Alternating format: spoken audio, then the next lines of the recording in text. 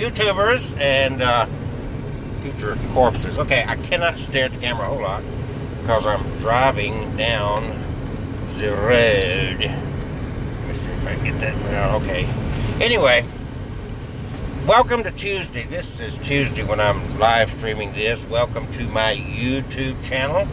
Thank you for being one of my subscribers, and help me please get more subscribers by liking my videos, by sharing my stuff, by begging and pleading. Oh, I guess I better get my hands on the wheel. Begging and pleading with people to subscribe to my channel. I would really appreciate it, and it'd be a wonderful thing. I'm really working hard. I got some good stuff coming out, and I want you to also go to Abnormal Alabama, which is on YouTube. It is one of my sister YouTube channels that you should really subscribe to as well. So anyway, I'm going to keep this one going. There's a lot of wedding stuff on this channel, and there's all kind of stuff on this channel. So enjoy. I've got a few hundred videos here, and I'm putting them out on a constant, consistent basis.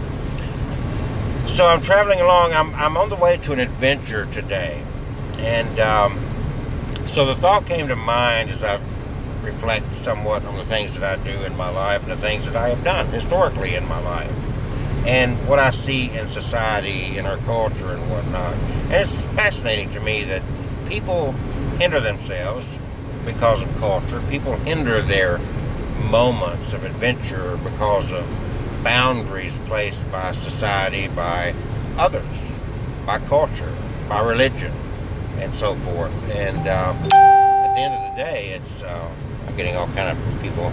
Anyway, at the end of the day, it is about your time. See, this clock thing, this time thing, it's never ending. It's a relentless forging ahead of time, and there's nothing that we can do about it. It's a constant progression. They used to say the second hand. We don't really have that kind of clocks to speak of. It's all digital, but those moments, those seconds, just tick, tick, tick, tick, constant around the clock. No matter how you feel, no matter what you're doing, whether you're sleeping, whether you're wide awake, whether you're on an adventure, whether you're bored, whether you're watching TV, the clock, the time is moving ahead. Throughout my life, my father being clergy, in my young childhood, I accompanied him on a lot of funerals and a lot of bedside, deathbed sitting with people through their stages of dying, and this was part of my life, and it's been part of my life throughout my life. And all these people that died, the grieving family and loved ones, all these people that were in the dying process, none of them reflected on how great a birthday party they were throwing or what kind of gift they were given on their anniversary, and none of them even reflected on their wedding day. Interesting to say, because I do a lot of weddings. I'm not knocking weddings, but if you think about all the things that while we are not thinking about death, while we're not thinking about our end of life, and we're dealing very much with our time as it's flying away from us, we are taught to, oh, you've got to do this on your birthday, or you've got to give somebody a card or a gift or whatever, birthday, anniversary, Valentine's Day. If you think about all these culturally imposed holidays, celebrations, parties, and what is intertwined, what is part of these parties and these dates that we're taught that we customarily we have to focus on, whether it be a wedding, whether it be an anniversary, whether it be a birthday, whether it be Valentine's Day or Christmas, any of these days. All these things are culturally imposed on us. They are based on traditions, and most of these traditions are new traditions. They're not ancient traditions. Take Thanksgiving Day, and Santa Claus is a fairly new element in a lot of ways. We're not talking about thousands of years of ancient tradition. We're talking about more recent traditions, but this has all been imposed upon us. The diamond ring, the engagement ring, and speaking about the diamond ring, being in weddings so much, it always amazed me that the female was given an engagement ring. Yeah, the man would put a ring on the female. You know, it's like, will you marry me? And if she says yes, she accepts that ring, and the guy places it on her finger. And it's marking her as, now you're mine. You have accepted me, and I am marking you to be mine. It's a matter of possession. This goes back in history, but this was really promoted in the earliest 20th.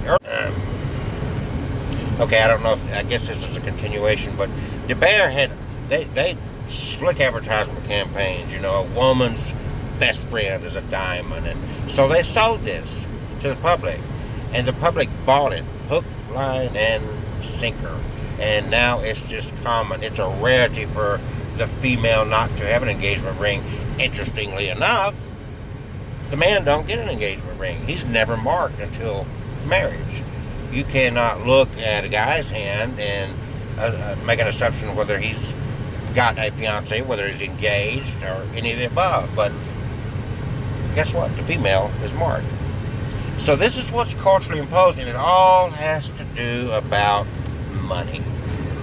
But all these people that were dying, all these people that were grieving their dead loved ones, the stories told, the things that the dying reminisced on in their final moments of life, had nothing to do with these wedding days and diamond rings and first dances and birthdays and anniversaries. Had nothing to do. I never remember any of them reflecting on those things.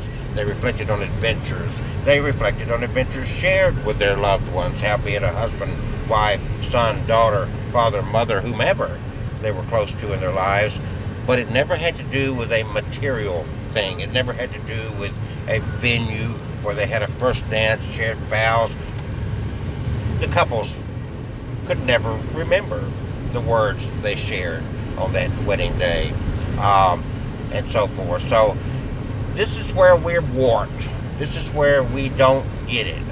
We've been taught a false sense of priorities, and we are in this illusional thing of what we should focus on, and it's only at the moment that's too late, that we're in our final moments of life, or that dear loved one is laying in their casket, that the reality hits us, and we start then focusing on what should have been important, those adventures, those moments. So I'm encouraging us all to set aside all the BS parties, all the crap that we're taught to focus on because of money. It helps to support a system of capitalism, and focus on what's really important, the memories, building memories, and that sort of thing. Okay, I'm at a stop. I've got to get out.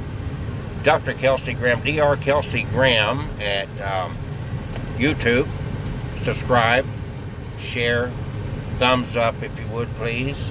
Also, Abnormal Alabama is my sister channel that I'm putting a lot of adventures on, so same thing.